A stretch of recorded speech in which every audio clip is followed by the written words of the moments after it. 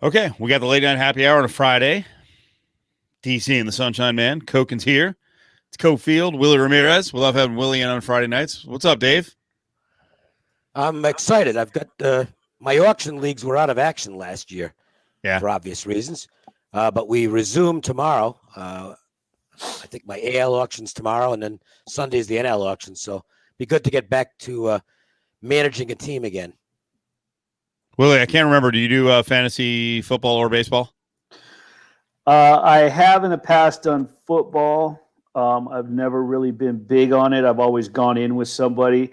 Dave, I think you're familiar with Al Liker's prowess in fantasy world. So I've gone in on partners with him, but I've never really been, just because I don't think I have the patience. I think there's an ADHD issue there where I just can't focus in on the stats, the numbers, the study long enough to get in on them. So for myself, no, I have not. Hey, Dave, retweet that when you get a chance. I freaking screwed up your name, of course, in the tag. Like an idiot. Thank you. Beat you to it. Dave, how is baseball different than football? I don't even know. Do you even do football? I don't do football. The only time I did football was when I was kind of forced into it while on the air with you. Okay. I have no interest in fantasy football. Why not? Well, I don't like fantasy anyway. Draft leagues, they bore the crap out of me. I like the auction leagues because you have to put together a budget. They're keeper contracts. It's like running a team.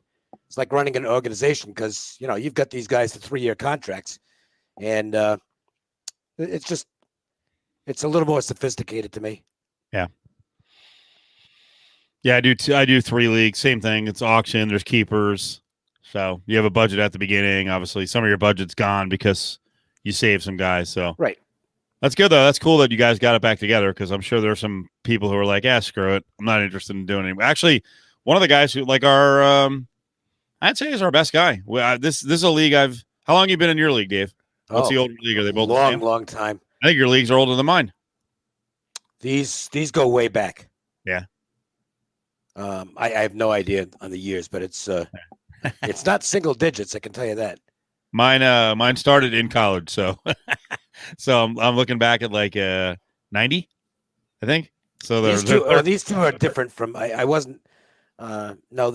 These are different leagues from those. So these two, but it's let's put it this way: the average age of the participants now, it's up there. Yeah, because it's the same guys every year, and we've been doing it a long time. Yep, it's up there. Yeah, fortunately, nobody's dead yet.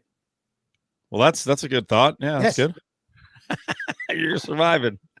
Dave, you never did NFL at all? Only when forced to. I don't like it. Wasn't there? I'll tell you why I don't like it. It's a very quick story. It goes back to my days in radio, and I was in 2 leagues at Lotus, and one of the leagues I had the best team. The other league I had an absolute garbage team, terrible. So the team with the good team does extremely well in the regular season, and then comes the playoffs, which is still at the end of the regular season. My best guys aren't playing. Bye.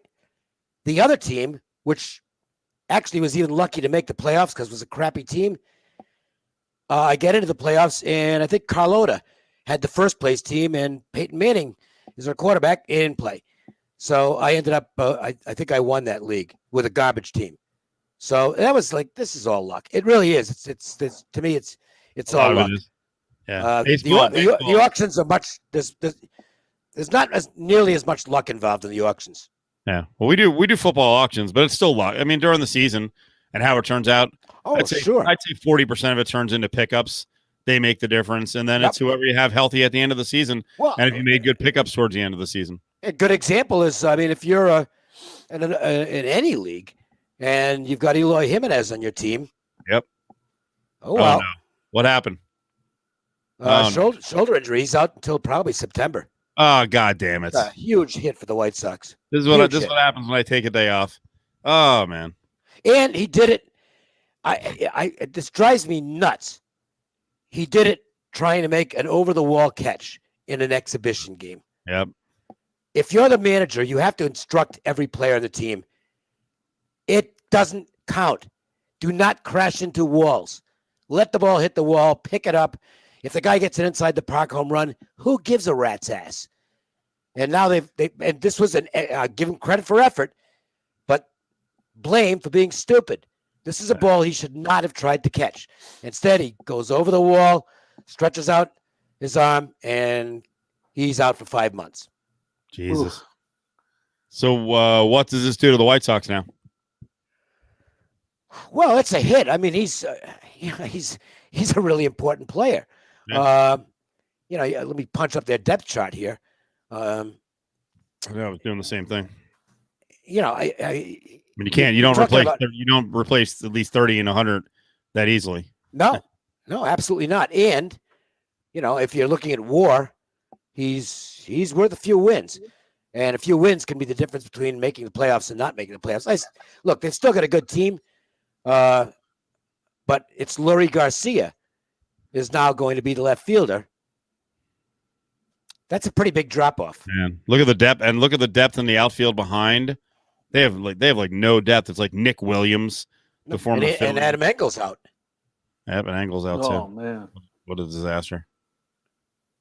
Yeah, It's a good thing they got Adam Eaton, because he's still got some ball left. But that outfield went from being quite good to not so good. I think Andrew Vaughn probably makes the team now, and he might end up in left field. So he's a good prospect. Twins going to take over now?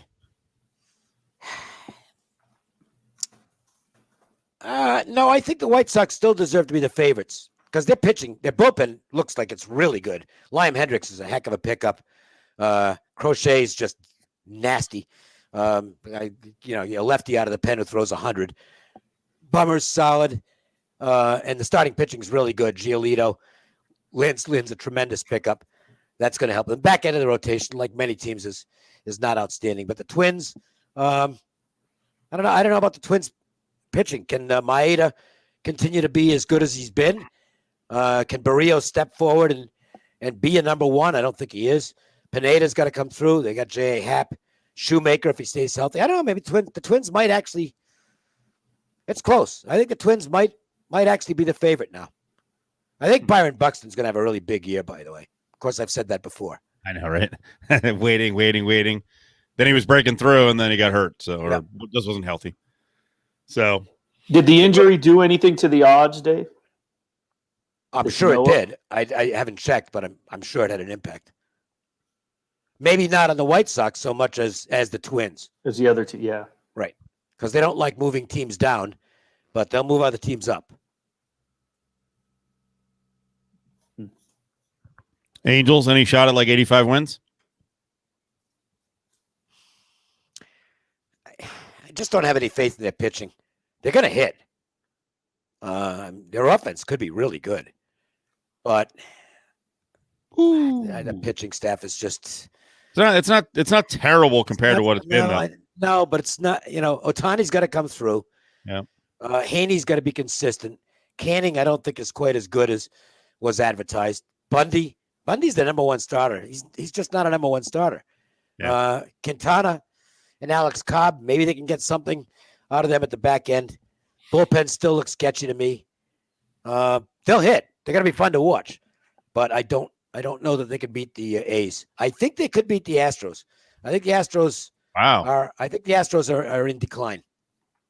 Why? What are you worried about? Well, first of all, their only good run last year was in the playoffs. Okay, they were under 500. The pitching isn't what it's been. Verlion's not there. Cole sure isn't there. So you got Zach Greinke as your top starter now, and at his advanced age, he's not a number one starter anymore. McCullers is a solid guy. Then after that, it gets really sketchy. Javier or Urquidy, these are young guys. Odorizzi's kind of an innings eater, and that's about it. And I don't think the offense is as good as it's been. Losing Springer's it's a big hit. Going from Springer to Miles Straw is a pretty significant drop-off. I think the A's are the team to beat in that division. All right. We'll hit on some more baseball if you guys got more questions. Someone was asking about the Mariners. Just said opinion on Mariners. Not sure. They're getting better. About them rebuilding. They're getting better. Yeah. They're better than Texas, I can tell you that. I think everybody's better than Texas. I mean, you take a look at the Rangers depth chart and tell me that team's got any chance to win 70. But Seattle's probably a year or two away. Seattle and Kansas City are two teams that the future looks bright, but it's not here yet. Still young. Yeah. Yeah. I had a chance to good, Willie. Now go. I had a chance last year with COVID, when the way that they had the playoffs set up, I had a chance for AP. They had a lot of us remote jumping in to the press conferences, post-game press conferences. So whoever the beat writer was, or whoever the main AP writer in each city of each bubble would go into the winning team. And it was just kind of it was done the same way, but baseball, I don't know. I can't explain it unless you're in there listening, but the baseball players talking after each game, and obviously it's in a series, and just hearing the different, the coaches and the managers and talk. So I'd be interested to see, how some of those teams emerge this year. I just found it different and interesting in how the baseball managers spoke compared to when you're used to, the Golden Knights, you're used to the NHL, you're used to, I hadn't jumped in with the NFL yet, with the Raiders. I had been to training camp, but just listening to the post-game pressers with the playoffs and COVID and how they were dealing with it was intriguing. So I'm kind of, looking forward to just seeing it. Obviously they're going to be playing, they'll be fine. And regular beat writers will be out there this season, but just and hearing them reflect on lineups and pitchers and how they were addressing it. Cause I'd never been in a post-game presser for Major League Baseball. That was the first time. So for doing it for the different teams, obviously with the Dodgers, with their run for AP I just found it interesting in how they were breaking things down and the managers and talking about each player and each pitcher and thinking out the rotation. So. CJ Cards fan talking about the Cards, said he's scared of the Brew Crew. What about the top of that division? St. Louis the favorite. Yeah. I mean, Arenado's just a huge pickup. So they were a good team last year. They'll be better this year. Brewers are good. They'll contend for the playoffs and the right to get smashed by the Dodgers. What is Carlos Martinez? What is Martinez going to be this year for the Cardinals? Who knows? He was really good today, and in his previous start, he was downright horrible. I think that's what you'll get out of Martinez. Total inconsistency. That's what he's always been. That he's just more spectacular about it now. When he's bad now, he's really bad. Why wouldn't they use a 2-inning starter and then have Martinez carry the middle of the game? Maybe he likes to start. I don't know. Right. And that's kind of seems like he's max a 4 or 5 inning pitcher. Yeah. But, I personally, I don't know. I'm not knocking Kevin Cash because the guy's done wonders, but I'm still not wild about openers. Why not? I get the concept. Have a guy, you got it, but it's got to be somebody who can really throw rockets. Right. So what are you going to do? Take Aaron Hicks and open with him? I don't want to do that. Yeah, I'm with you, Dave. Ever since Tampa Bay introduced that, however many years, what was it? Been about 3-4 seasons ago? It worked for them because they didn't have a good back of the rotation. So it was a really good way to camouflage your 4 and 5 starters. I don't know that they'll do it now in Tampa at all. Maybe once in a while, but everybody else got a good rotation. They don't need to do that anymore. Yeah. If your number 4 starter is a quality starter, then you want him out there from the start. But it was innovative, and Cash is incredibly innovative. I know he's coming into this season with everybody. Oh, he shouldn't have taken Snell out of the game. Well, but okay, but he's been a great manager since he took over, and he's still one of the best. Boston will be improved, by the way. Last year was a complete throwaway. And it became apparent when they brought Cora back in as the manager. It was like, okay, we'll pretend 2019 didn't even happen, or 2020. And they'll be better this year. They're not going to win the division, but they'll be a respectable team rather than the garbage they were last year. It's a lot of new names. It's crazy to look at the roster now. But they've done something I like, which is they've got like 3 really good utility guys now. So they've got depth in the lineup. Kiki Hernandez is a nice pickup. He's one of those guys who's not going to put up phenomenal numbers, but he can play like 8 positions. And you can start him 5 days a week at 5 different positions. He's the type of guy who can really help a team. The Dodgers will miss him. But they got Marwin Gonzalez, and then who's the third? Christian Arroyo? Arroyo to some extent. Yeah. But the first 2 are the guys who can play. They can play anywhere. And Chavis is kind of an infield utility guy. Yeah, and he's not a guy who can play every day. So he's because power right-handers he gets overmatched by them. So you can put somebody else in. That would be a spot where Marwin Gonzalez can spot him and hit from the left side. What's the word on Garrett Richards? I don't think there's much left in the tank. No. Just too many injuries. And the command isn't what it used to be. And it's just going to be one of those guys who might have been great, but is going to have to settle for, kind of a not much of a major league career because he just couldn't stay healthy. That's the luck of the draw. Because I don't think anybody doubts he had a ton of talent. Oh, yeah. Who was the other guy in the Angels who just couldn't stay healthy and eventually I can't think of who it was now. Not C.J. Wilson. It was somebody else on that staff a few years ago, and I'm blanking on who it is, but not Weaver. Weaver had a good career. Yeah, Jared Weaver. I'll tell you a good story about Jared Weaver. So his distant cousin of some kind, she's from Las Vegas.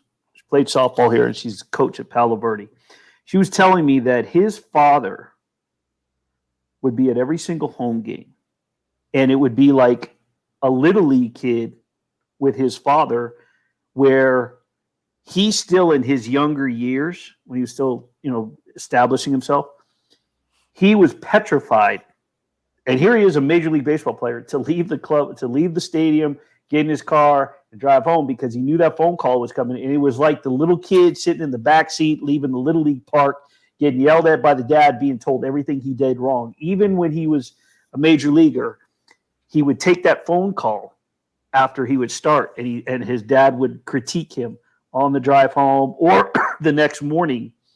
And it was just something that he dealt with anxiety-wise. I found that to be interesting. Yeah. I'd never heard that before. Yeah.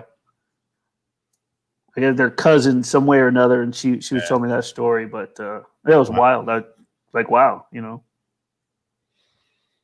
So, Willie, what about Bumgarner, Zach Gallen forearms? Yeah. And by the way, Zach Gallen injured himself swinging a bat.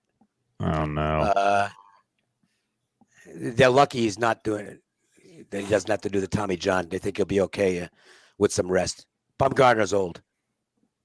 It's funny. He's really not, though. That's the thing. Well, but his arm so many innings. Yeah, he's 32. His velocity's dropped off. No, I'm not saying he can't. We saw last year. I mean, all the ominous signs were out there for Clayton Kershaw. Oh, the velocity's dropped off, and he's fading. Well, the velocity ticked back up last year, and Kershaw was great at the end of the season. Now, whether he can do that over 162 games, I don't know. But that's an exception to the rule. I'd be surprised if Bumgarner's velocity starts to go back up. And he's going to have to get by with his smarts now, which he can do to a certain extent. But I think his days as a high-level pitcher are done. Interesting. Willie, what'd you do all week?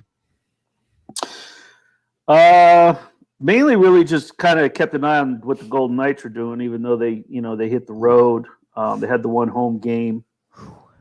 And that was a rough one the other night. Yeah. Well, it's what we talked about last Friday, Colorado's, unfortunately, the Knights are really good. The Avalanche are the best team in the league if they're healthy. Yeah, they can roll 4 lines, clear the puck well. They're not. You're gonna have to play keep up to. I mean, you just have to play. The Golden Knights can play the entire rink, but they can't roll the four lines as effective as Colorado. And if you can't keep up with that speed, they're going to beat you every time. I mean, you saw them beat Fleury. I mean, the Belmar's goal alone just spelt it out. I mean, and that was their fourth line. So, I mean, it's. By the way, do you see Fleury leaving the ice? I tweeted it. He was pissed. And I think he was pissed at himself. He let in a couple of goals that were not his best. And he stomped. You could see him boom, boom, boom. Oh, yeah. Boom. He was pissed. I love that fire that this guy's got. Tomorrow's a spot where, I mean, a really good team like the Knights, they're gonna come to play tomorrow. But Colorado's so scary right now that they've got everybody back. Even at a good price, I don't know if I can bet the Knights. I would. It's certainly the spot says bet the Knights, and the price does too. But I suspect I won't do it. And the thing is, you know, Pacioretty was back, but it was also his first game back. So maybe just playing a little, you know, getting that timing back, jumping back in getting in with the flow. And now he's there. He's practiced. Now he's got a game in. He's practiced with them. So you're right. It could be something where we, you know, by looks of the other night, you think, wow, the Avalanche are going to be, you know, they're that good, and then all of a sudden you get sucked into the price or the puck line, and Golden Knights give them a game. And with Leonard is this fair? It's the biggest game of the season for the Golden Knights tomorrow. They need to, even if they don't win, they need to compete with Colorado in this game. I like the word defining. Like it's more of a defining game of the season. I don't know if it's the biggest yet. I'm not sure if it's the biggest yet because they're also not at full strength. Petrangelo's still out. But it's a very defining game, absolutely. Considering the fact that, you know, they played two here. They went to Tahoe. They played in Denver. Now this is another one, Denver. And then they'll have two left. But it's certainly a defining game with Leonard in net and, you know, Pacioretty back for a game and then Pietrangelo out just to see how effective they can bounce back and the resiliency. You know, and then they come back here and they play the Wild, which, you know, is a team that's given them fits, but they play, you know, so they've got some tough games on their hands, just like we talked about last week. It's one thing to beat the Kings and the Sharks and the Coyotes and the Ducks, but yeah, well, I'm not worried about that. I mean, I think the Golden Knights are at worst the third best team in the league. Okay, Tampa and Colorado, the two best teams, but I think this game might send. Well, the front office is going to look at what happens tomorrow and decide we have to get something at the deadline. That's true. Or not. That's true. From that standpoint, I definitely could see what you're saying. Yes, because they're not going to get a guy. They're not going to get faster than Colorado, no matter what they do. No, but they go out and get a guy who can muck it up? Because you have to slow this team down. Do they get a guy who can skate on the third and fourth line? That's what they need. They need someone to bolster, especially what's going on with, you know, where's Cody Glass? You know what I mean? Is it that he's young and he needed some time away and he needs to get better? He needs to improve. Did this schedule catch up to his youth? You know what I mean? This was somebody that at the beginning of the season, many people were saying that he should have been on the second line, not the third line. He should have been between Stone and Pacioretty, not Stevenson. Well, he's third line, but he's also on the power play. Yeah, but a lot of people were wondering, you know, even, you know, media members saying, should he be the one centering? And because they'd bring the best out of him. But now he's not even there. So, yeah, you know, that's a big question, is how they react tomorrow, how they respond, and does the front office go out and get somebody, you know, for that third and fourth line? Because the fourth line overall has been horrible this season production-wise, offensively. Just recently, we've seen a little bit of a spark here and there. Reeves with the deflection in the one game, Carrier. But overall, that fourth line hasn't done much. Yeah, I don't think. I'll put it this way. I don't put a whole lot into the fourth line. If you can get something out of the fourth line, that's great. But the fourth line's job is to keep the other team off the scoreboard. That's it. Unless you're in Colorado. It's been okay. Well, that's the thing. But even, you know, and Belmar's on their fourth line. Yeah. he's pretty good. He's not a big scorer, but he's pretty good. No, they're just And Makar is just insanely good. And now with him on the ice, I mean, that guy flies. That first line of theirs is just ridiculous. Yeah. McKinnon's there was a play the other night that McKinnon made last night, and he just they didn't score on it, but it was just how he darted in and out of players. How does a guy that big do that? It is wild. I mean, it was wild to see him carve through players. He's got the agility of a guy like 5'9". Yeah. He's kind of like he's sort of like a Barry Sanders or Peyton on ice. The way he moves in and out of players. I mean, he looks like a halfback when he moves with the puck. Tremendous. And he's only the second best player in the league because McDavid is he's on another planet. Yeah. Did you happen to watch any of the or catch any of the? I don't know if it was on. I have the NHL package on the laptop, but the Bruins and the Islanders. Saw some of it. Bruins just can't beat that team. What's that, 5 or 6 now? They go up 2-0, and then they just choked. Then they let them back, and then they come back, and then they go in overtime, and they lost. I mean, the interesting thing about the Islanders is their personnel is better than it was a couple of years ago, and they've got the Trotz system down to a T. Yeah, I think they're the one team because of the system they play and how well they play it that could create problems for the Lightning. Yeah, in the. Because let's not forget, Trotz was the one that brought Washington its first Stanley Cup, and he knows. Coach. Yeah, he's got the pedigree. He knows what he's doing, and don't forget, he got there right. And first move, what they do? They shipped out Tavares. They've shipped out. They've just reinvented everything that's going on there within his system. I mean, the goalies, just the person, and what's his name? Barzell is phenomenal for them. He's doing a great job. In a different system, he'd be a front page material in the NHL. Mm-hmm. But he adheres to what Trotz wants to do. They're a defense first team. They're really good. They're better than I thought they would be. I thought the Bruins would win that division, and it's not going to happen. But at least that William Karlsson, not the Flyers.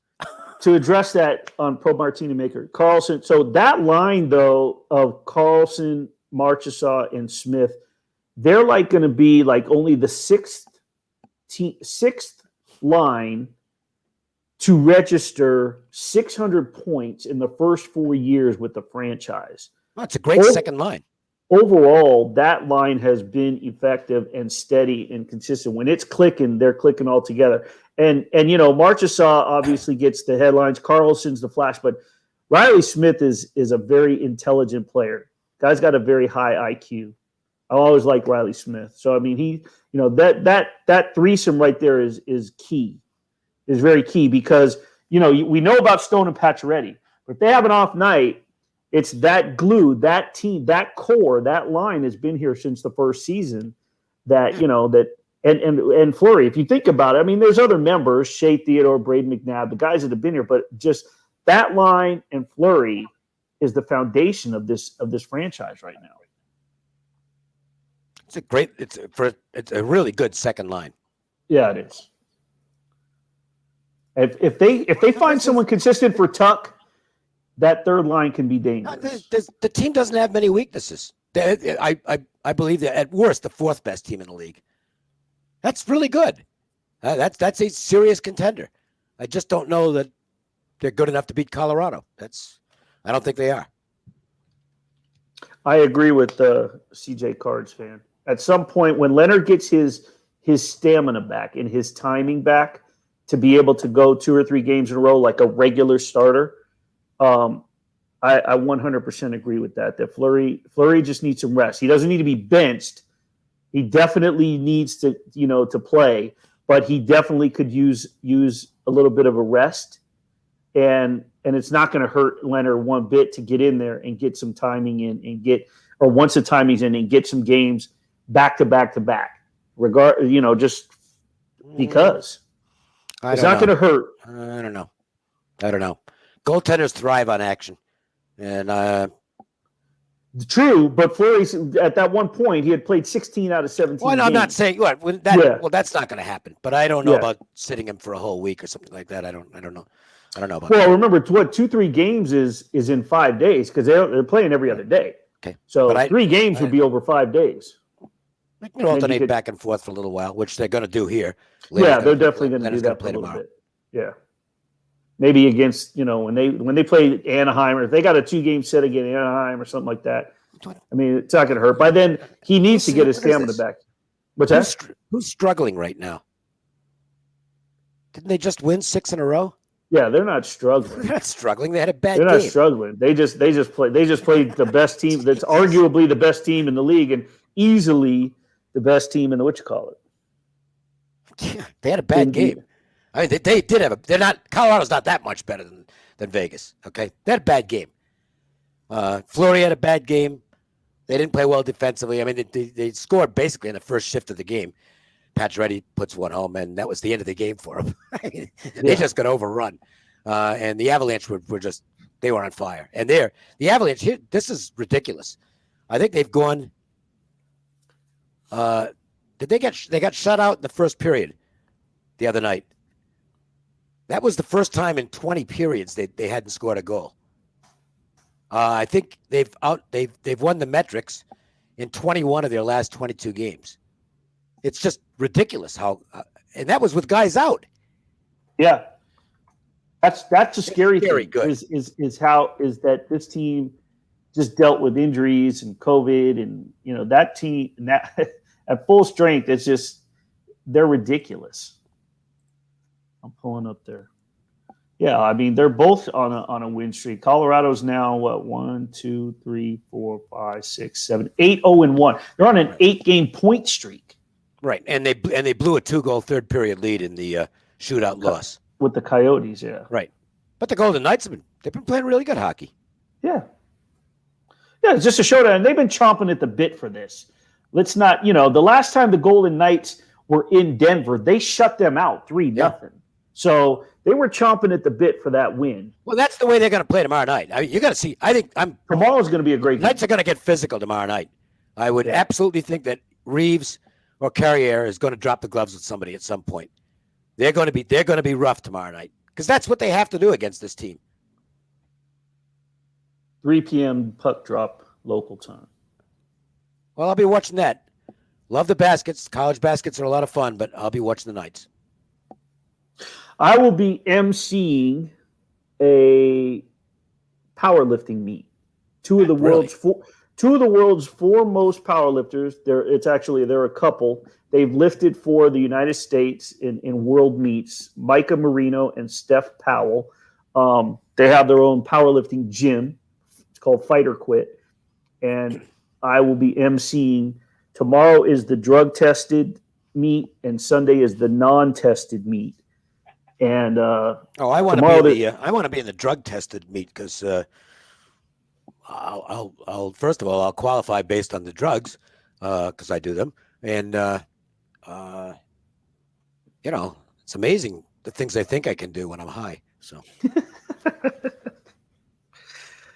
It should be fun. I've done a couple of them for these guys, and it's a lot of fun. The powerlifting community is a fun group because, they're up there competing against one another. There's 52 lifters. There'll be 4 flights.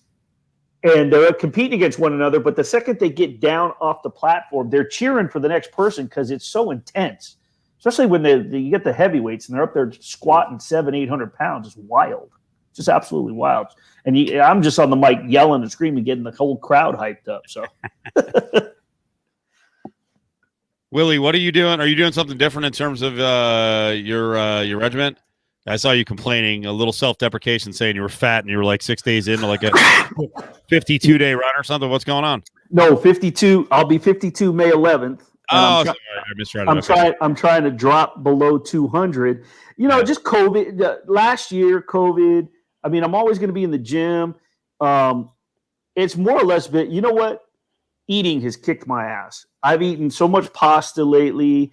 I've been over at Roma Deli. I've been over at I've been down to Casa di Amore. Just here and there, making sauce here at the house, whatever it is. It's just I've eaten more pasta in the last 6 months than I've had probably in the last 2 years. And I just been eating really good, really well. You know what I mean? What do you put the pasta down? You could get some nice sausage in there. The process for me starts about 7:30, 8 o'clock in the morning with the sauce. I start with the braised ribs at the bottom of the pot, and then I'll throw some sausage in there. I'll pull it out, use the fat, add some garlic, the tomatoes, get it all crushed up, and then slowly add the meat back down.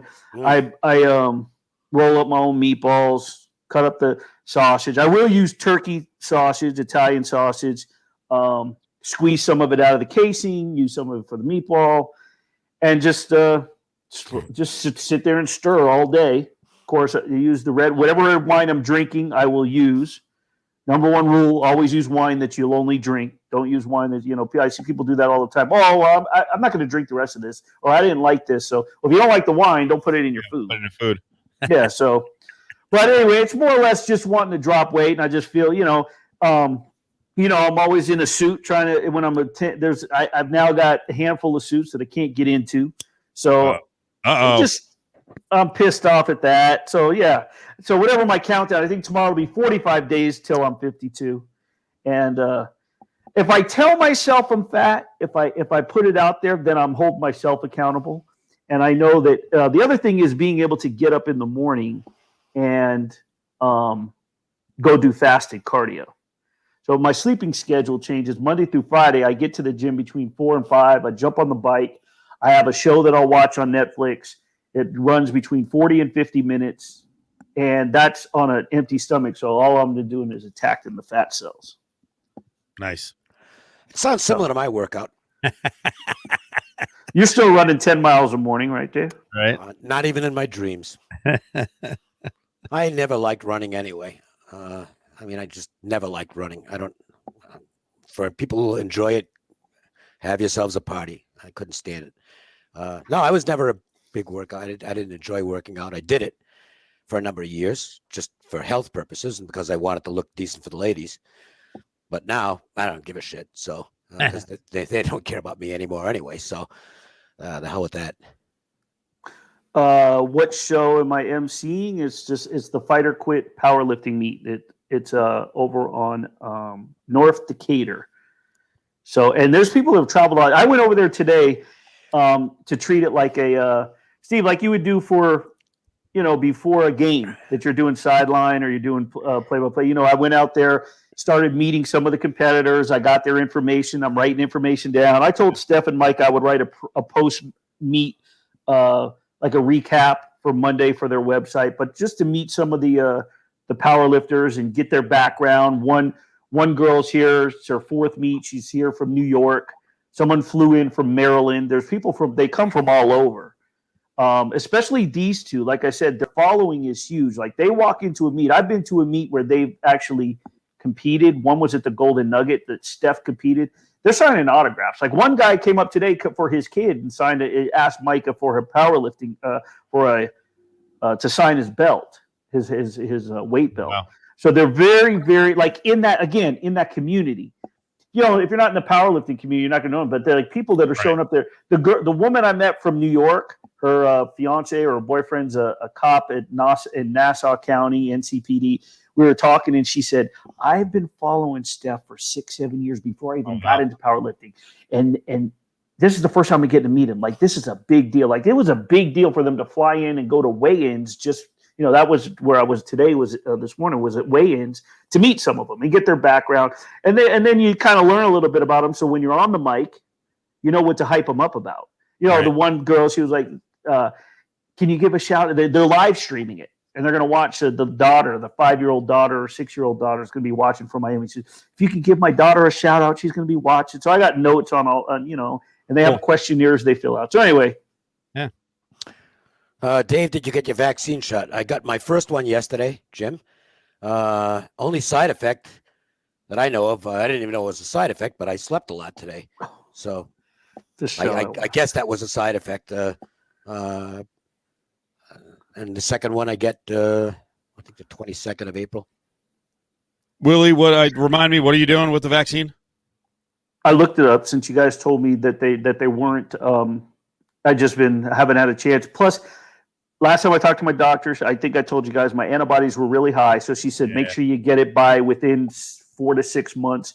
So, but I did. I had Ed Graney sent me a link with all the stuff to log into. He had sent me something that he got from the RJ. So I think I'll use that, and then just wherever it takes me, change out the. That's what I want to look for, though. I want to get the Johnson & Johnson because it's only one, right? Yeah, I got the Pfizer mainly because I went to. It's typical me. I wanted to find the location closest to me, and it was the Walgreens down the street. So I made sure to schedule at Walgreens. They're using Pfizer, so went and got that one, and I'll get the other one next month. That's what it is. They're 1 month apart, approximately. Brady and John, they want to know what. I finally got it. I finally got it done. I had a previous appointment, and that was the morning that the cat took precedence because he was pretty sick. And by the way, the cat got a death sentence. Basically, he's got lymphoma and he's really old. So, they were telling me you need to kind of make a decision. He's fine. I mean, apparently he's got cancer, so it's going to get him eventually. But I'm glad I didn't kind of listen to them and make the decision that day because they were talking to me like, oh, this is going to be a matter of a few days. He's fine. He's still eating and seeking attention and doing all the stuff he usually does. So, hopefully I'll get another month out of him. We'll take it day by day. But sometimes the vets read you the riot act, and I guess they're trying to prepare you for the worst. But this isn't so bad right now. So I guess John was asking when he said what show, he meant the one on Netflix. Right now, I've gotten hooked on this show, Good Girls. I'd rather have Bad Girls. With the three, well, that's what they are. The three moms, and they get hooked up with this gang member, and they start washing money for them, and then it just evolves.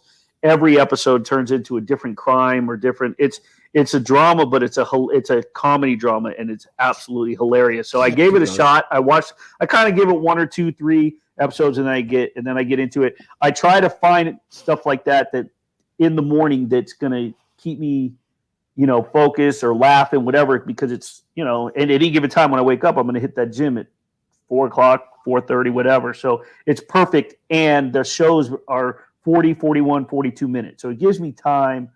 It gives me a good amount of cardio. So that's the one I'm hooked on right now. So I guess they just started the 4th season, but I'm in the middle of the 2nd. But I've gone through many different shows. And it's an ongoing story, right? Yeah, yeah. I just don't do those. I did Sopranos and vowed never to do it again after the ending of the show. It's like, fuck you, okay? Because I don't care. And if anybody liked that last episode, we're on different wavelengths. They didn't end the show. They didn't even end it. It's up to you to decide what happened. I didn't write the show. You know what's Cohen? You wrote the show. Close it. Finish it. This is why I like Gunsmoke, because it was a half an hour at first, and then it went to an hour. And when the show ended, that was it. If you happen to miss the next week, you didn't. Yeah, okay. You catch it in reruns. Yeah. Screw all these miniseries that they're not miniseries. They go on forever. Fuck them all. I don't watch any of them. And I hear people talking about them. It's like, nope, never again. Sopranos was the finish for me. Dave, when did Gunsmoke go off the air? Like 75? Something like that.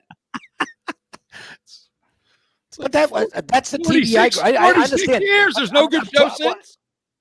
I don't know. I haven't watched them, and I won't. I want. It's kind of like a baseball game. Yeah. At the end of 9 innings, I want to know who won. Okay, I don't want to have to come back the next day to find out. That's why there should be no suspended games. Make them stick around till 1 o'clock in the morning and finish the damn thing. You got to watch The Wire. I did watch The Wire. You did? That's the other one I watched. No good? No, it was okay. Oh, it was okay. I thought it was. I thought people going nuts over it was like. Yeah. You want to see something good? It's the beginning, a middle, and the end. There's a movie tomorrow on Turner Classics, 1957. Which means a lot of people now, I'm not going to watch something that old. If you've never seen The Bridge on the River Kwai, watch it. It's one of the best films ever made. One of the best movies ever made. And it's got a beginning, and it's got a middle, and it's got the end. And after 2 hours and 20 minutes or however long it lasts, you'll know you saw a great movie, and you don't have to come back the next week to find out what happens next. That's funny. I have on my DVR, I have it set that anytime the Humphrey Bogart movie comes on, it's to record it. So I have a collection of even the real old ones. Yeah, because his movies in the 30s were well, anything with Bogey, it's gonna record, and then I just look and see what's been recorded when I have an open day or I just want to binge on it. But I actually have packed away in storage. I have in designer cases, VHS tapes, like a whole collection of his movies. Well, you'll be pleased to know that preceding The Bridge in the River Kwai tomorrow on TCM is The Treasure of the Sierra Madre, and that is one of his great movies. One of his great ones, yeah. Yep.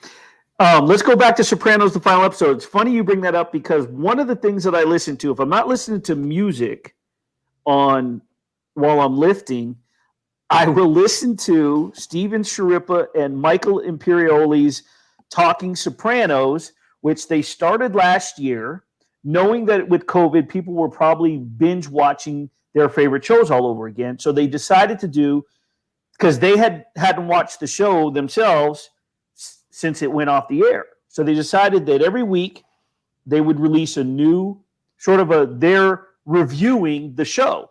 And one by one, every week they watch an episode until they get to the final, and they have been reviewing it. And then they talk about behind the scenes, and then they've had special guests. The episode I listened to today while I was lifting had David Chase, the creator. And it was really interesting to listen to the whole thing and like who his favorite characters to write for were, the toughest one to cast. Did they ask him how come he didn't end the show? Yes, they did. They said what they was asked his answer? him. He said the problem with me discussing it or whatever is now it leads to more questions or it leads to more, and I'd have to sit here and talk about it long enough, so I shouldn't talk about it. And Michael Imperioli brought up a good point. I never really thought about it this way because I'm not mad at the show because it's probably my all-time favorite, and I've watched the series tons of times. I used to have a ritual of when I would watch it. But I do agree with the last episode. I hate the ending. But Imperioli he said, when I have watched that episode or thought about that episode, rather than looking at it like a TV show, he's treated it like a book. A book ends, and that's how it ends. The TV is different because you're into this, you're seeing, you're visualizing with those personalities. I know, but that's how he looked at it. But Chase he wouldn't talk about it because then it left the door open. By the way, if there's no ending in the book, it's just as bad. Well, you have to finish the story. Drew from Duluth says Journey sucks. There was 3 songs. Oh boy! And there were 3 songs that they choose from, and he chose when he brought up Journey to the writers and his producers and whatever. When they brought up Don't Stop Believing, they all hated it. They said there's no way it doesn't fit, and that was one of the things that leaned him towards like, okay, that should be one of the ones that we use then. Somebody made a comment. Geez, Dave, 1957, because that's when The Bridge in the River Kwai was made. What do you think? There were no good movies then? They're better now. They were, quite frankly, better then than they are now, because there weren't many special effects. You had to, I mean, really, what am I seeing now advertised on TV? Godzilla versus Kong opening next month. Ooh, if I see that by accident, you should start throwing dirt on me because it's over.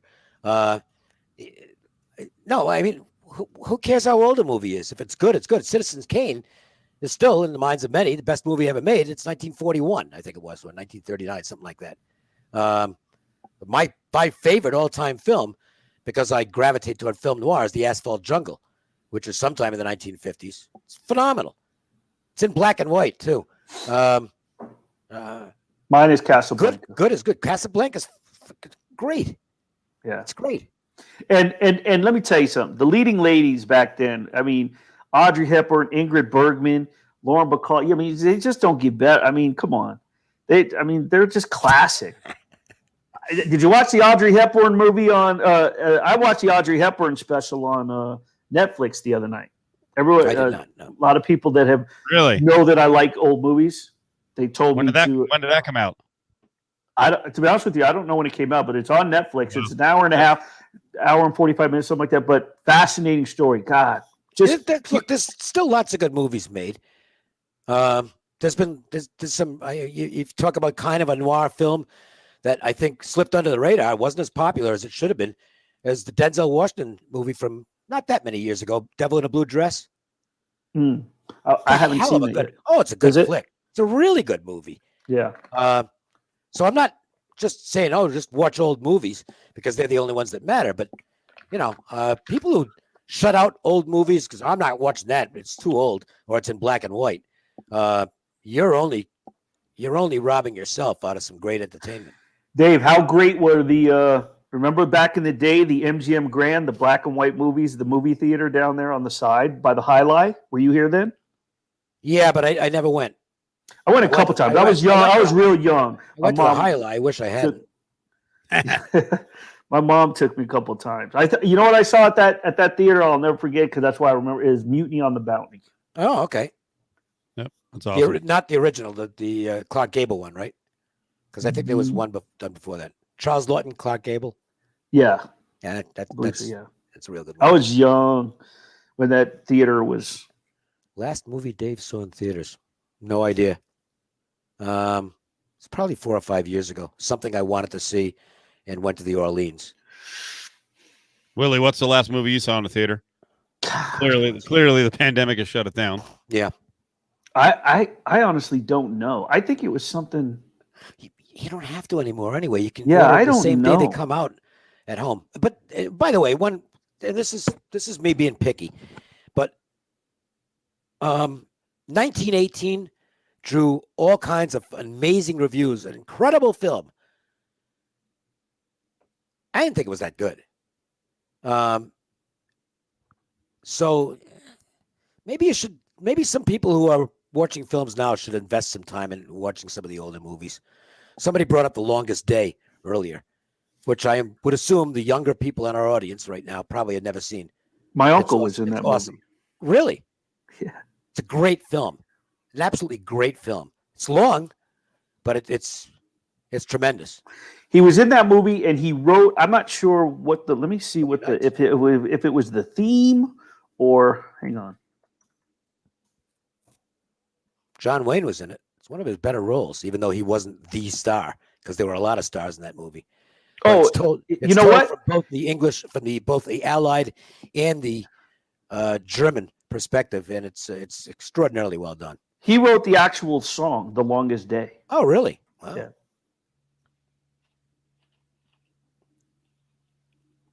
I'm trying to see what he played in it. Hang on. Last movie I saw in a theater was actually Grease, because one of our friends rented a theater, I don't know, like 6 months back, and there were like maybe 15 of us in the theater. You could have, when things were completely closed and they slowly opened up over at Suncoast. They actually let you rent the theater, so it was like 15, maybe 20 of us, and we watched. Yeah. So it was all novelty films, the 70s, 80s movies. It was fun. It was fun. 12 Angry Men with Fonda. The remake was horrible, but the originals, it's extraordinary. Can we do some bragging? Yeah, go ahead, man. Okay. We kind of a roundabout way, but we got it right last week. With the Kruger situation. Yeah, sort of. Well, I mean, it didn't. Lon is retiring. Yeah. And he's coming back to Las Vegas, and the other new home that they built. Yeah. And he won't be visible at the games, and I don't think he'll be at practices either. But he'll be advising Kevin, and Kevin's the new coach. So we were very much pro Kruger last week. And how do we get Lon back out here? Hire his kid, because there's no question in my mind. I mean, I haven't spoken to Lon, but there's no question in my mind. Kevin's got the job.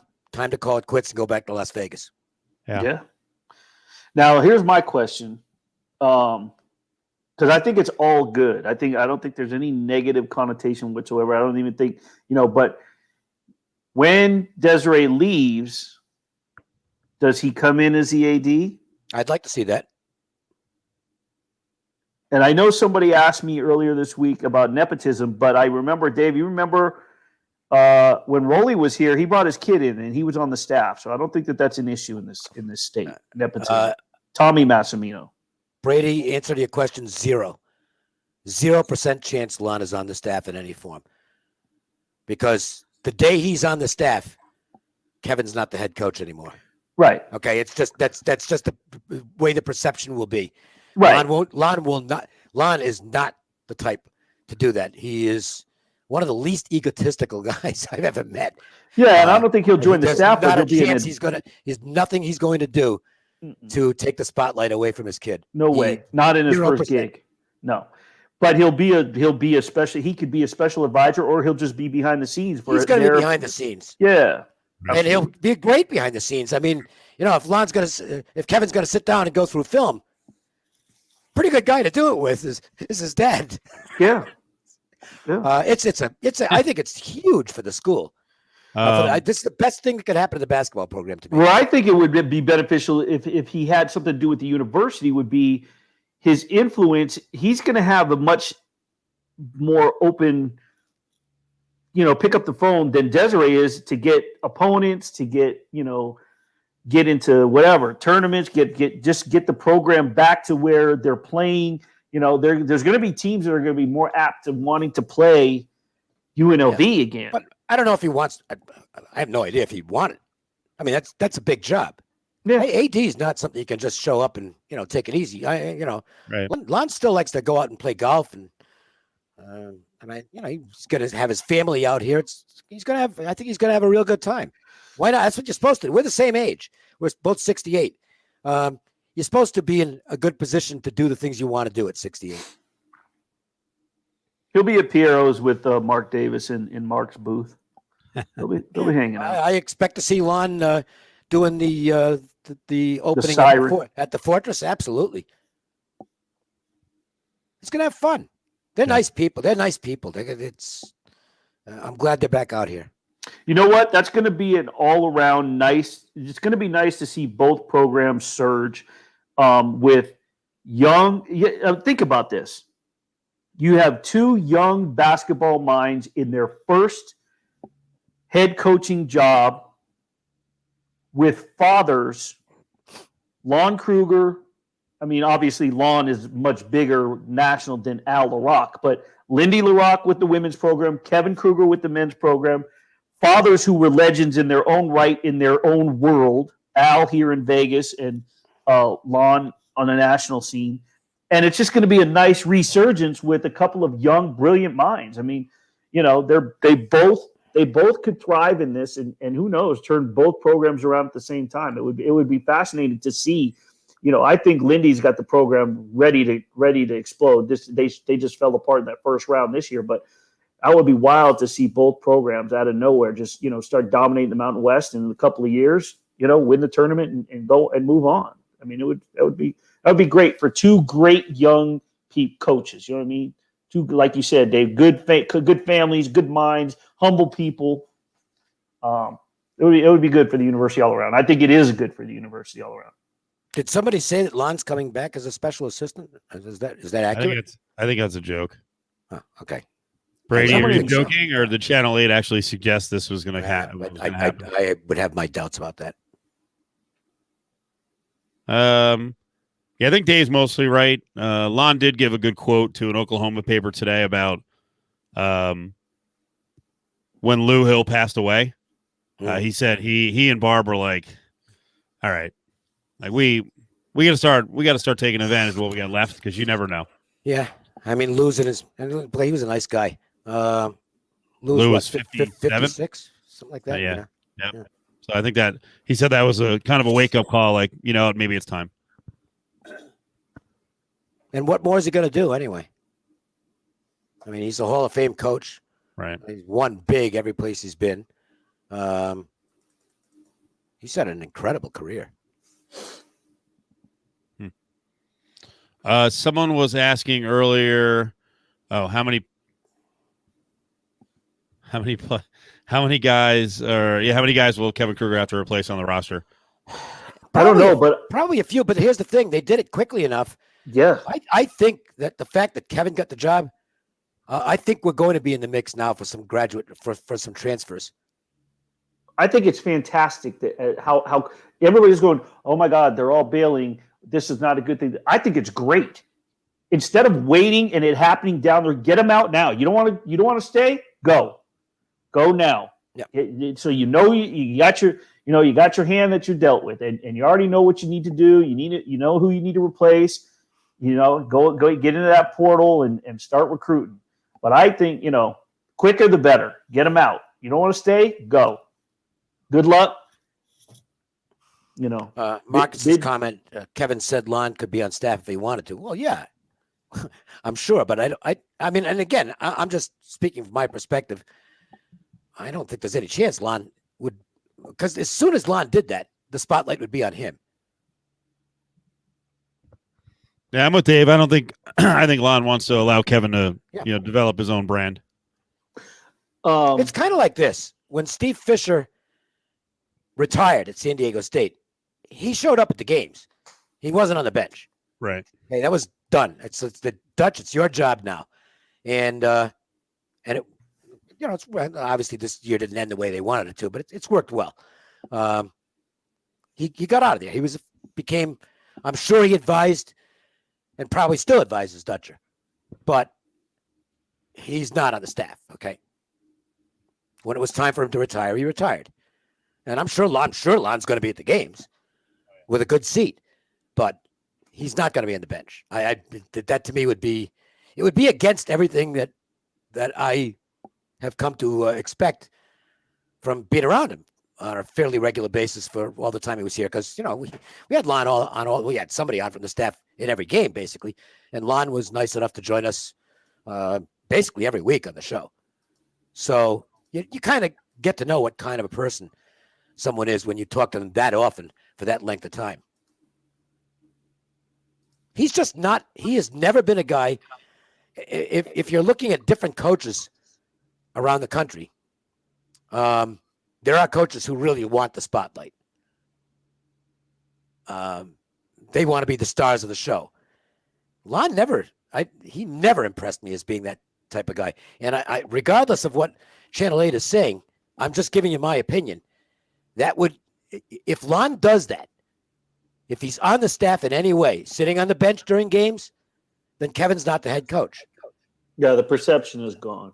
The cameras will be on Lon. The camera will be on Lon at every timeout, not on Kevin. And I would wonder about the players regarding Kevin as the head coach. Yeah. Yep. I was thinking when you said that is if Lon had something to say or add, how much credence are they going to lend to Lon instead of Kevin? Absolutely. It's sort of just default, and it's not anybody's fault, but that's how it would be. It would be defaulted to Lon, not Kevin, where Lon is what he says. And that would be. I agree. I think Lon's going to sit back, but as an advisor, like behind the scenes, sure, Kevin, that's a no-brainer. I was thinking about this show earlier before I had texted you to Steve to see what the plans were, and I said, well, if I end up going on, I wanted to bring this up. Speaking of coaching changes, to get off UNLV for a second, I think personally, for one reason in particular, the Shaka Smart to Marquette move, I think he's going to do better there. I think you're going to see him win an NCAA tournament, right? He struggled with Texas. I don't know if he'll win an NCAA tournament, but no, I think he'll do better though in the postseason. And I'll say this: it's a better fit. Texas might be, when you add in all the sports, Texas might be the toughest gig in the country. That's right. You're supposed to win a national title every year there. And here's the thing, Steve. I've told you this before. I don't know if I've said it on this show, but I know I've said it on the afternoon. Is one thing that stood out that I remember that Julian Strother said. People were surprised that Marquette was with Gonzaga in his final two choices. And the biggest reason was that both schools do not have football programs. Those are basketball towns. It's all about the basketball program. You put Shaka Smart, you take him from VCU and send him to Texas. got all those sports, all those expectations.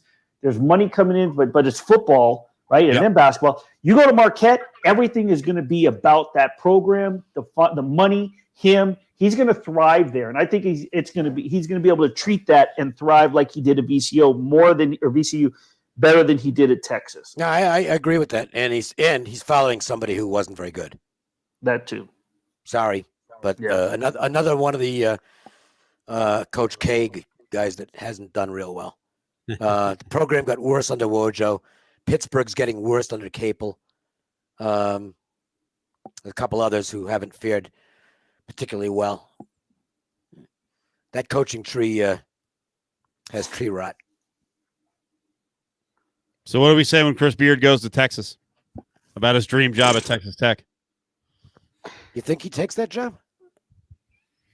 He went. He graduated. He's an alum. So yeah, could be. I mean, I think we're seeing. You could argue he's taken Texas Tech as far as it could possibly go. Yeah. They lost in the national championship. But I think you may see with Texas, like you're seeing in Indiana, this attitude that we should be winning at a much higher level, and they're going to offer a bunch of people the job, and a lot of people are just going to be like, yeah, it's not worth it, man. I got a good spot now. I'm not going to get fired in 4 years, so you can have your job. How many coaches has Indiana gone through since Bobby Knight? Right. And you know what's the funny? Same story every time. It's not as spectacular as us out here because we've still got people who think we're going to go back to 1991, which is stupid. But it's been a while since Indiana has been real good. Okay, they're living in the past there too. Yeah. The best coach they've probably had since Knight was the next guy, Mike Davis, but they ran him out of town. I think there's there's other reasons too why he was in a bad position. Following Knight's not easy, but also Indiana's got some history there. But yeah, their coaches since Dave are Mike Sampson, Davis, right? Calvin Sampson for a year. Yeah. Crean had some good years. He had 3 seasons over 27 wins, and then Archie Miller. But yeah, Mike Davis went to a Final Four. Yep. And I think Sampson probably would have gotten them there, but well, we know there were problems there. Sampson's a great coach, but he's gonna win tomorrow. Well, you ought to win. They're 6.5, 7-point favorites. I think they'll get a test though. Syracuse is playing good ball right now, and the Boeheim kid is just unconscious from like 40 feet in. Jesus, he's been playing well. You know what I find interesting about that matchup is. Normally, we're talking about with Syracuse. You talk about Boeheim and his zone D and how they've done in the past. And Houston, you think about them like an offensive team. This year, in the history of that program, this is the only time that they have averaged giving up less than 60 points a game. They've never given up less than 60 points a game. That's in the history of the program. He's always been really good on the defensive end. The thing is, they transition well. I can't remember the numbers. I ran. Good. I think it was like the last 12 games, maybe. But they're outscoring teams by 20. Is it 23 points, or was it? Well, they were beaten up on them. That conference was really bad this year, really bad. So they did what they were supposed to do. But they had killer instinct, which was impressive. They're lucky to be playing though, because I gotta call it straight. Rutgers blew the game. Sorry, Steve. Yeah, they did. They blew the game. Rutgers terrible, flat out. Yeah. Rutgers choked the game away. Yep, they had that game won. Disaster. Adams got the cues. Yes, he's got him in the last man standing. Oh, the Tap House used to run a really good March Madness pool, where you drew teams. I think it was 16 participants. You had 4 teams, and it didn't matter who you drew. You could draw all 4 16 seeds if it was the point spread. So whatever the point spread was, I think on game day in the RJ was what you had. So if you had a team that lost but covered the spread, you took the team from the person that had it. So Arizona plays Wyoming. Arizona's laying 14 and wins by 10, and you had Wyoming. You now have Arizona. Oh, how cool is that? Yeah, that's pretty. That's good. Were there any Calcuttas around town this year? The only one that I know of with there's always been Calcuttas. Yeah, but of course there was no tournament last year, and well, the situation this year is a lot of people still aren't going out. So I didn't hear of any. The one that I used to get in, a guy named John Collins, I think his name was, and I got in with a buddy of mine. The very first one we ever did was at Alias Smith and Jones. And Steve told me my buddy's name is Steve. He told me a couple weeks ago. He said they're not doing it. Are they still open? Alias Smith and Jones? I don't think so. Oh, okay. Because that was the place I couldn't remember the name of it a few weeks ago. Yeah. Adam said he couldn't find that one. Place. He couldn't find a Calcutta. No, I think they'll probably be back next year because we should be back to normal next year. I mean, I can't wait to. I'm already making plans with some relatives to meet in San Diego this summer, which we didn't get to do last year. And I want to see my Aunt Renee, who's 97 now and still drives. And, she's a little pissed off because she didn't get to go on her annual cruise this year. I want to be able to do that when I'm at her age. Amazing lady. She's the last of my parents' generation that's still around, and she's still going strong. Dave, baseball question again. Koken. Oh, okay. Trout or Tatis for number one pick in fantasy baseball draft? Betts. Okay, that was a good answer. All right. Final four. Depends on your league scoring. Yeah. If it's a 5x5, probably Tatis probably worth a little more because you assume he's going to steal. Trout's stolen bases are not going to be what they used to be. Final four. What's it going to be? I have my original Final Four was Gonzaga, Baylor, Alabama, so I'll stick with that. And then I'm going to go Loyola. I think that's pretty good. I'm going to go Loyola. Loyola to make the Final Four again. I think I can see that because they ought to at least win against Oregon State. It could be an ugly game. You talk about two snail paces matching up in that one. So first team to 60 probably wins, but I think it should be Loyola. Baylor's awfully good. Gonzaga is ridiculous. And by the way, not that Oklahoma is going to win the game, but can you give Gonzaga a few more calls? Holy shit. They got every call last week in that game. Every call. It was amazing. Oklahoma should have covered. I'm still pissed off about that. That was a little bit of a bad beat. Not to the extent of the bad beat tonight, by the way. This is an all-timer. There was an all-timer tonight in the NBA.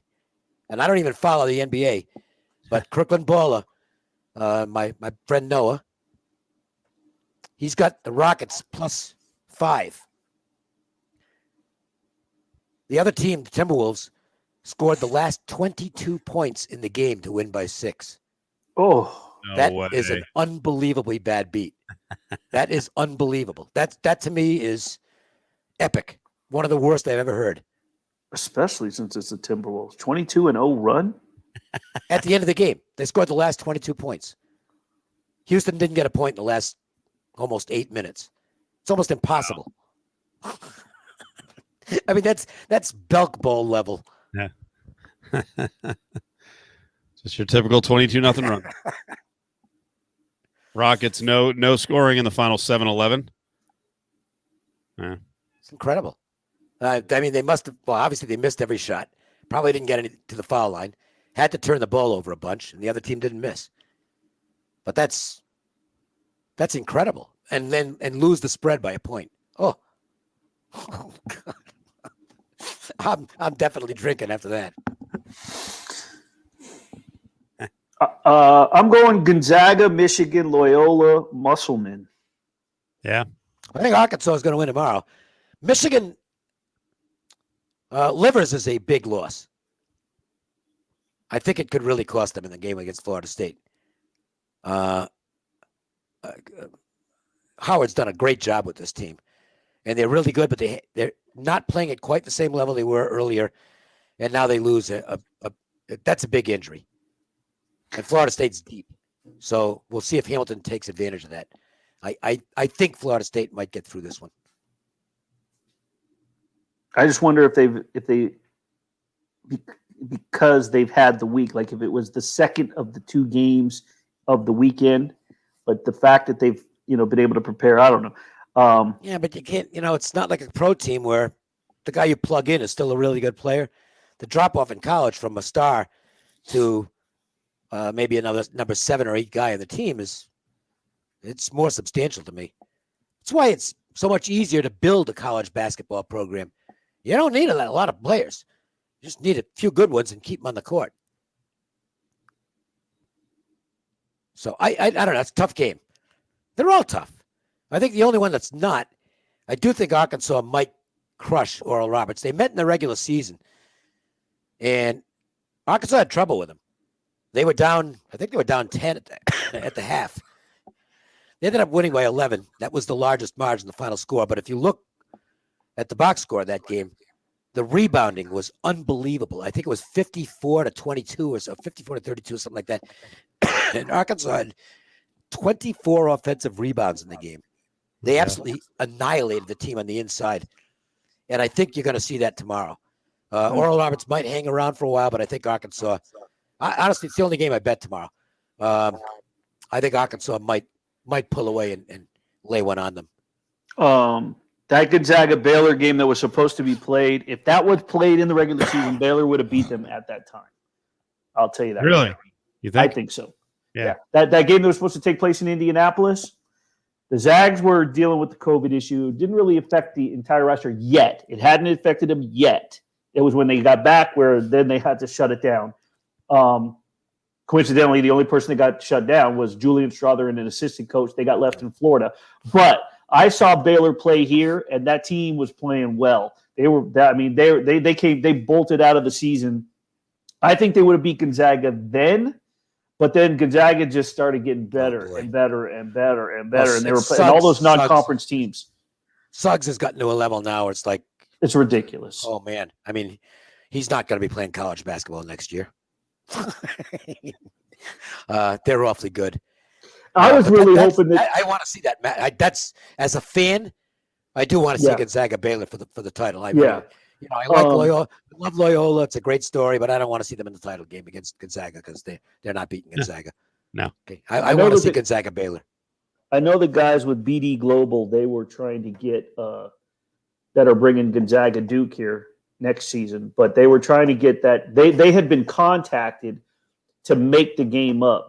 That originally scheduled game for Indianapolis at T-Mobile in December. They were trying to work it where they both had I think it was the week before, the week after Christmas, and there was a time, there was like a 6-day period where they could have pulled it off, but it just didn't happen. They were going to try to get that regular season game going, but it never happened. Well, I'd like to see Gonzaga back here in something next year because their fans travel. You'll have half of Spokane here. They'll pack whatever arena they're in. Loved them. When, we obviously haven't had it for 2 years now, but West Coast Conference at the Orleans, I mean, the place is overrun with Gonzaga people and the nicest people you ever want to meet. Yeah. Just really friendly, just great crowd. So I hope Gonzaga's here for something because their fans will come and they're always welcome. Well, we should have, they'll have a crowd for the Gonzaga Duke game at T-Mobile. Oh yeah. That they'll have, I mean, they'll at least have 50% by then. I would hope it's 100% by then. They'll have let me rephrase that. They already have the go ahead. They have to figure out how to position everybody strategically. That's the thing they're struggling with the Golden Knights. By next November.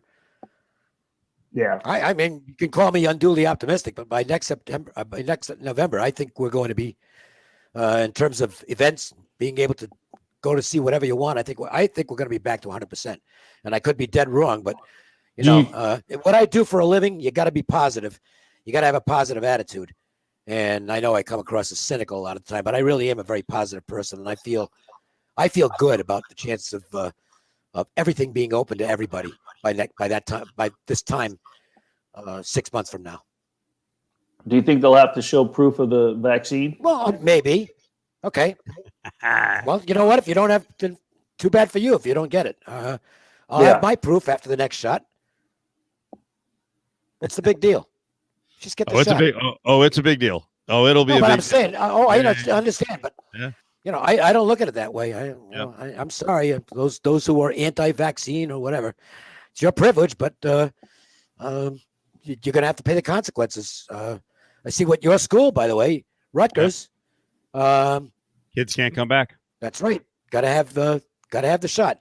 Now, I guess I'm assuming that the reason they can't put that rule in for the faculty is because they're a union, and that would have to be collectively bargained. Right.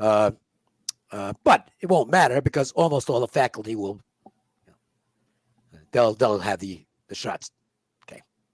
Those in the educational community, I think the percentage is pretty high of them being pro-vaccination. Like 90%, maybe more. And for those who on the faculty who don't, I have a feeling they're going to get shunned, and might not keep their jobs because the atmosphere will not be good for them. Right. What cracked me up, I saw some comments on Facebook, and these are from anti-vaxxers, of course. Oh boy, the enrollment's going to go down now at Rutgers. No, it's not. No. If anything, it's going to go up because most parents want their kids going to a school where they feel they'll be safe from a health standpoint. And by the way, for the other argument was, well, it's not fair. No, it's the only state college. What choice do they have? There's 7 other state colleges in New Jersey. I looked it up. It's not the only state college, so cut it out. And I love the enrollment's going to go down. There's like 45,000 undergrads. I think they're going to be fine. It's an enormous school, but I actually think the enrollment goes up. Yeah. If I were a parent, I would want I want my kid going to a school where all the other kids are inoculated, and I don't want my kid getting sick. Right. Even if it's just the flu. Okay. Yeah. What, you want your kid to get just the flu? Flu sucks.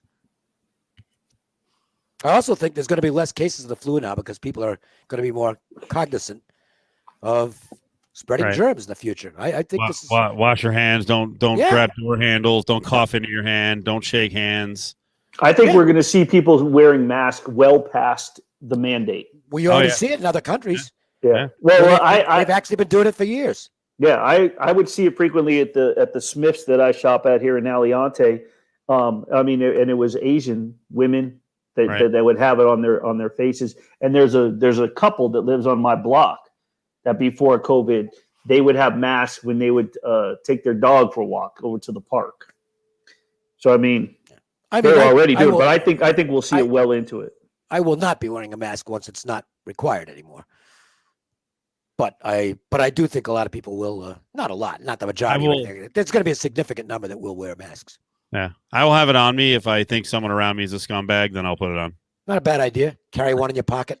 I told the kid at the counter at the LVAC that checked me in the other morning, whatever time it was, 4:15, 4:30. I said, the advantage of wearing the mask at this time of night for all of us that are coming early in the morning. He said, "What's that?" I said, "You don't have to smell everybody's morning breath because you know that there's people getting up, rolling out of bed, and shooting straight over to the gym." Hey, that's why the one thing that everybody should carry in their car at all times, especially if you're a coffee drinker, like I am in the morning, is those little mints. I keep them in the console.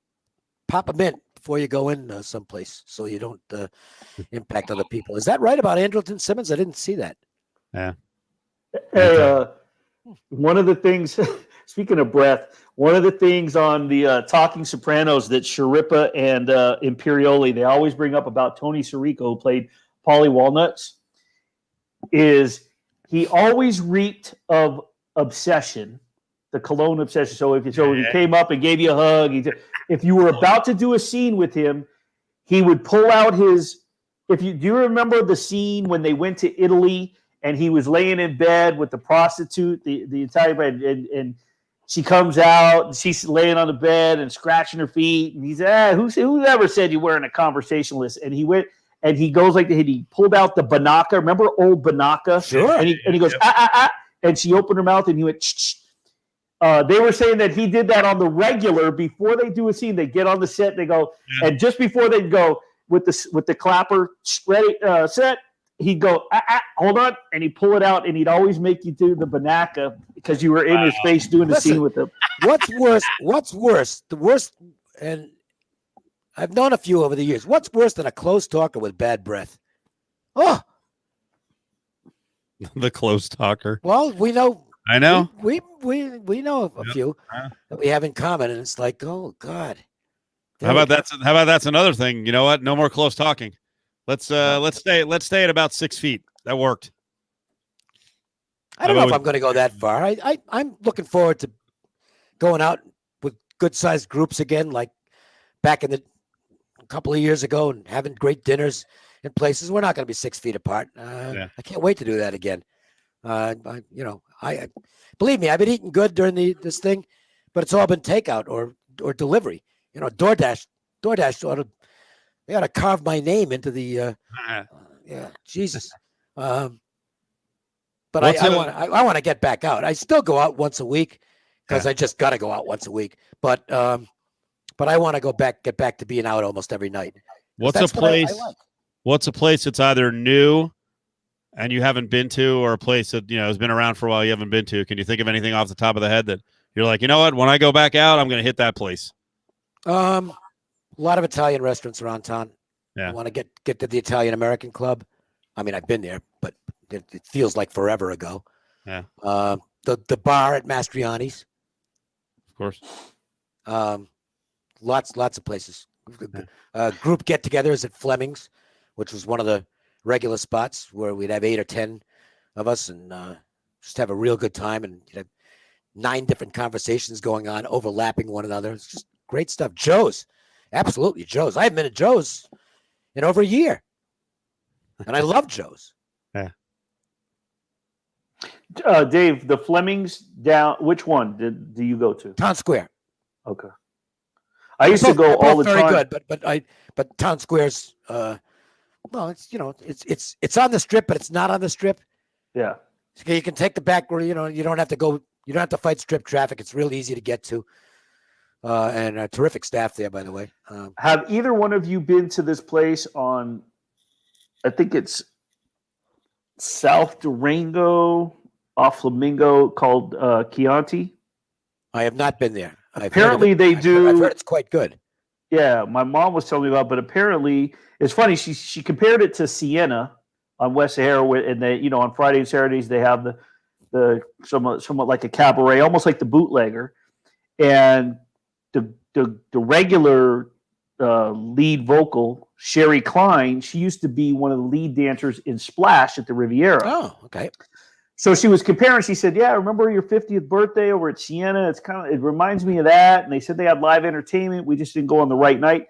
And the next night or 2 days later on Facebook, Sherry had posted, "Hey, we'll be at Chianti tonight." So it sounds like they do something similar, Italian restaurant with the piano bar, so on and so forth. That's what I'm looking forward to is getting back to. Adam and I went with Vic. We went. You know what the nice thing is, Willie? Casa Dimore one night, and they had the piano bar going. Wow. The nice thing is we're starting to look forward to this stuff again. Yeah. Finally. Because I was starting to think, it's like, is this ever going to end? Yeah. It's been a long friggin' year.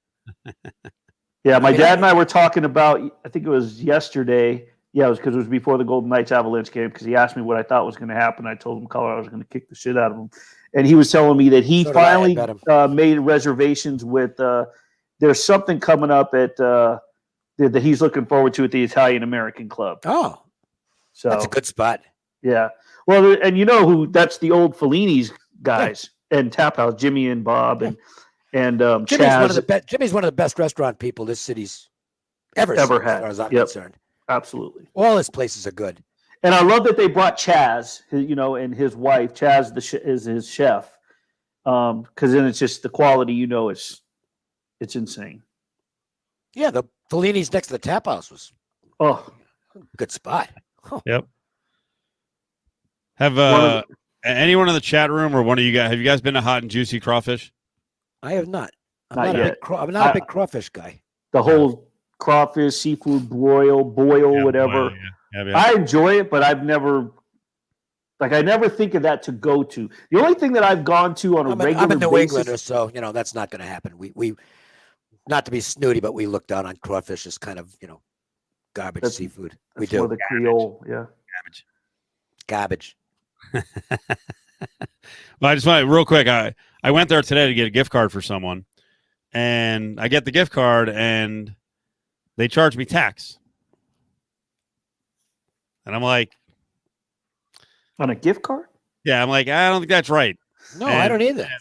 Man, their staff was like, so they were just goofy. So the guy was dealing, because I actually went to the takeout window, and the guy I dealt with was like, yeah, let me go ask the IT guy if we're supposed to do that. He was gone for 5 minutes. I'm like, fuck this. I left, but I was dropping off the gift card to someone else, and I told him, I'm like, here's a receipt. Do not let them charge you tax again on like the small amount they charge me. Right. I was like That's why they're not supposed to charge it. Yeah, of course. You're doing it twice. But when it first got charged, I was like, am I forgetting here? I'm like, what's going on here? But they didn't know what they were doing, so whatever. Weirdos. Oh, by the way, I'm going to throw a plug in for a place. Do it. Because I am always on the lookout for really good lobster rolls and chowder. Lobster Me. Really good. Yeah. Yep. You can get. I don't know. I got it delivered. Oh. So I have to look it up. But you can get your lobster roll either way. You can get it warm with the drawn butter, or you can get it cold, because cold lobster meat's good too. And the chowder was very tasty, very, very good. So I would recommend them. It's Maine lobster, so you're gonna have to pay. Okay, it's like $25 for the lobster roll, and you're not gonna get that filled up on it, but it's awful good. It's good. Did you ever get the lobster at 9? No, I got steaks there. Best lobster deal of all time in Las Vegas. The Marina. I think it was Friday nights at the Marina. They had Maine lobster night, and you couldn't get a seat in there. I mean, the place was packed, and it was all people who talk like me. Yeah. I mean, it was awesome. That was back in the day where a lot of, especially the smaller hotels, had different restaurant nights, where like the paddle wheel had all you can eat snow crab one night, and all you can eat ribs the next night. And the Marina, it wasn't all you could eat, but they had Maine lobster for like $8, and you got a pound and a half chicken lobster for $8. The place was absolutely mobbed, and then you go out and spend a few bucks in the casino after that, and so they made money. And part of the Marina is still in the MGM Grand. They left it there. Absolutely. Yep. I forgot about the paddle wheel. Paddle wheel. Used to go to the paddle wheel during the week. There was like a in the late 80s. There was like a model showcase, or there was a model search, and the host's name was Jana Reese Steele. She actually went on to be, I think she was, for a while, she was in Splash, and she was like she wasn't one of the Crazy Girls, but she was in the Crazy Girls, so she was like the singer. There was always a comedian that was the host. Anyway, Jana Reese Steele was the host of this model search, and as it turned out, she used to be a guy. Oh. Nobody knew that for the longest time, and and she, you looked at her. She was in this. Obviously, if you're you're the host of a model search, you're going to have a picturesque body, and she had, and she didn't. It's not like she looked like a female impersonator. She was a woman. She had the full blown operation, and it was, But that came out later. But I remember she had went on to the Riviera when Crazy Girls got big, and she was part of that scene. I don't remember the paddle wheel. I was never aware of that, but I was definitely aware of the all you can eat snow crab at the paddle wheel. That was a regularly attended event. Wait, you guys went real quick on something there with the Marina, and I was just looking it up. It actually is one of the lower areas of the MGM. They built it into the hotel. Yep. Right. I didn't know that. That's cool. That's why, like, old school people will say, no, that's not the MGM. That's the Marina expansion. Now, here, I'll tell you some history about that construction and I can't remember if I brought this up once. I may have or may not have, but for the longest time, Dave, you'll remember this, but down Tropicana from the Marina, there was a long brick wall with a row of $1 million homes. Oh, sure. Yeah. From the Strip to Koval on Trop. My uncle that neighborhood changed a bit.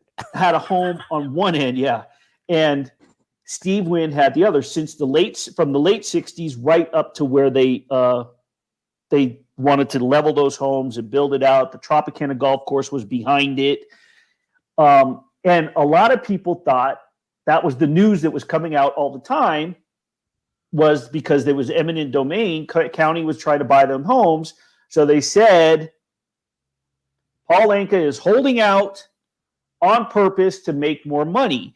And that just wasn't true. What he wasn't letting out publicly, because he wanted to keep it private, was my grandfather was dying. He was on his deathbed. They had turned his master bedroom into a legit hospital room with the IV tower and medicines, and they had a nurse in there. And instead of being in a hospital, he was at my uncle's house. And instead of going to a hospice, because he wasn't ready to die yet, they put him up there. So they were waiting for him to have to go from the house to the hospice. In the meantime, it was driving the neighbors who weren't celebrities or casino executives or owners, that was driving the price up. So he just let the news drive it up, and the county was just offering more and more, and the neighbors weren't selling as long as he wasn't selling. Once my grandfather went and was moved to Nathan Adelson Hospice and passed away, he went ahead and finalized the deal. And that was the reason, that was the main reason why there was a holdout for the county to buy that, level the homes, and the MGM to expand. That's why my dad passed at Nathan Adelson. Yep. By the way, we never mentioned this place. It's not one of the real old places that's not around anymore, but it was great. And if you brought a date, you couldn't miss. Social House at Treasure Island. I've never been there. It overlooked the water with the pirate show. Oh yeah. And it was Asian food. Yeah. Food was really good. The atmosphere was tremendous. Couldn't miss. Perfect place to take a date. I think I had 100% success rate there. That's tough. That's good. The Peppermill Lounge was great, but more recently, Social House was outstanding. Very well run place. And I forget the guy who managed it. It was I think his last name's Steele. Mark Steele? I think it might be Mark Steele. He did a great job. I don't know where he is now, but he was a fabulous manager.